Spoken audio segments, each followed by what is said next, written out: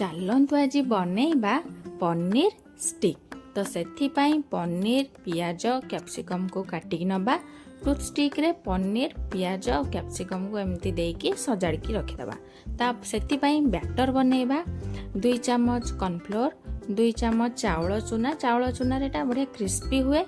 ଆଉ ଅଦା, ରସୁଣ, କଞ୍ଚା ଲଙ୍କାର ଛେଚା ଫ୍ଲେଭର ପାଇଁ, ଆଉ ସ୍ୱାଦ ଅନୁସାରେ ଲୁଣ, ଟିକେ ଲଙ୍କାଗୁଣ୍ଡ କଲର୍ ପାଇଁ, ଆଉ ଧଣିଆ ପତ୍ର ପକେଇକି ଅଳ୍ପ ଅଳ୍ପ ପାଣି ଦେଇକି ଗୋଟେ ଭଲ ବ୍ୟାଟରଟେ ବନେଇ ନେବା। ତାପରେ ସେଇ ପନିର ଷ୍ଟିକ୍କୁ ଗୋଟେ ଗୋଟେ କରି ତା ଦେହରେ ମିଶେଇକି ଗରମ ତେଲରେ ଛାଣି ନେବା। ପୁରା କଡ଼କଡ଼ିଆ ହେଲା ପରେ ପୁରା ରେଡ଼ି ହେଇଯିବ ଆମର ପନିର ଷ୍ଟିକ୍। ତ ଚିଲି ସସ୍ କିମ୍ବା ଟମାଟୋ ସସ୍ ଯେଉଁଥିରେ ବି ଖାଅ, ତ ଏଇଟା ବହୁତ ଟେଷ୍ଟି ଲାଗିବ। ନିଶ୍ଚୟ ଥରେ ଘରେ ଟ୍ରାଏ କରନ୍ତୁ। ଆଉ କେମିତି ଲାଗିଲା ମୋତେ କମେଣ୍ଟରେ ନିଶ୍ଚୟ କହିବେ।